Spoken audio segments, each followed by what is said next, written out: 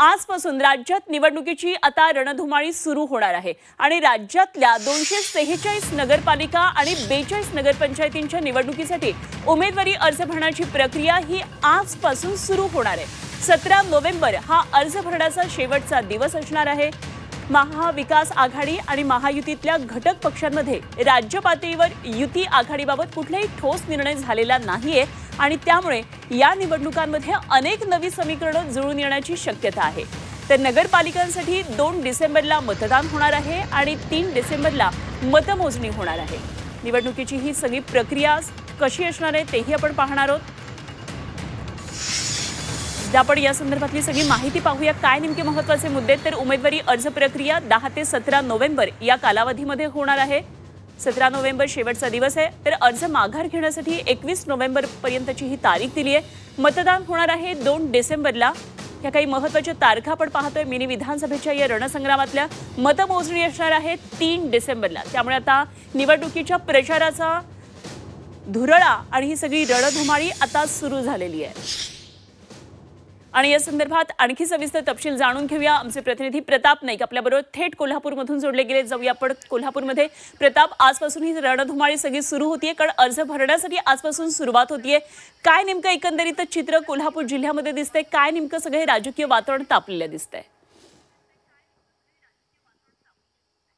नक्कीच आपण पाहतो की एकीकडे नगरपंचायत नगर परिषदेच्या निवडणुकीच्या निमित्तानं राजकीय वातावरण तापलेलं आहे, पण आपण पाहतो की दुसरीकडे मात्र महायुती आणि महाविकास आघाडी एकत्रित लढेल का याबाबत मात्र कुणाच्याही मनामध्ये जी स्पष्टता आहे ती नाही आहे। त्याच्यामुळे आपण पाहतो की स्थानिक पातळीवरच्या आघाड्या आणि पक्षीय पातळीवरच्या निवडणुका या निवडणुकीमध्ये होतील अशा प्रकारचं चित्र आहे। कारण कोल्हापूर जिल्ह्याचाच विचार केला तर महायुती म्हणून आपण पाहिलं तर महायुती एकत्र लढणार का याबाबत कुठल्याही प्रकारचं भाष्य करण्यात आलेलं, पण महाविकास आघाडीच्या माध्यमातून मात्र आपण पाहतो की राजू शेट्टी असेल ते महाविकास आघाडीच्या सोबत येऊन या ठिकाणी स्थानिक पातळीवरच्या निवडणुकीला लढवण्याच्या संदर्भात सूतोवाच केलेला आहे। त्यामुळे एकूणच या निवडणुकीच्या निमित्ताने एक वेगळं समीकरण पाहायला मिळेल अशा प्रकारचे दृश्य आपल्याला चित्र आपल्याला पाहायला मिळते।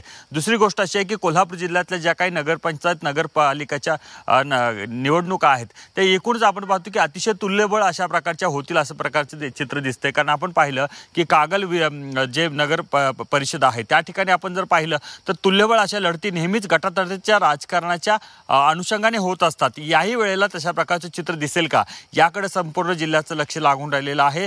त्याचबरोबर आपण पाहतो की पन्हाळा असेल किंवा नंतर शाहूवाडी असेल, नंतर आपण चंदगड आणि गडिंग्लज जर असलं तर त्या भागात जरी पाहिलं तर त्या ठिकाणी सुद्धा कशा प्रकारच्या निवडणुका होतात हे पाहणं महत्त्वाचं असणार आहे। सगळ्यात महत्त्वाचं नंतर इथं प्रदीर्घ जो गॅप पडला त्याच्यानंतरच्या निवडणुका आहेत, त्यामुळे प्रत्येकाची उत्सुकता आहे, इच्छुकांची लगबग जी आहे ती मोठ्या प्रमाणात सुरू होते। आज अर्ज दाखल करण्याचा पहिला दिवस आहे। 17 तारखेपर्यंत हा अर्ज दाखल करू शकतात आणि 21 तारखेपर्यंत माघार आहे। पण एकूणच आपण पाहतो की राजकीय नेते कोणते उमेदवार कोणकोणते अर्ज दाखल करतात याकडे लक्ष ठेवून आहेत। कारण आपण पाहतो की ह्या निवडणुका लढवणं नेत्यांच्या दृष्टीने अतिशय प्रतिष्ठेच्या मानल्या जातात। त्यांना विधानसभेची निवडणूक एका वेळेला सोपी पडते, पण कार्यकर्त्यांची समजूत घालून ही निवडणूक लढवण्यासाठी त्यांना खूप मोठी कसरत करावी लागते। त्यामुळे आजपासून खऱ्या अर्थानं नेत्यांचा कस लागला असं आपल्याला म्हणता येईल। निश्चितच, आणि म्हणूनच या सगळ्या प्रचाराची रणधुमाळी कशी नेमकी रंगती हे आपल्याला पाहायचंय। जरूर या सर्व घडामोडींवर लक्ष ठेवून राहा। प्रताप, वेळोवेळी आपण चर्चा करूया। तुर्तास धन्यवाद। प्रताप नाईक आमचे कोल्हापूरमधले प्रतिनिधी आपल्याबरोबर होते।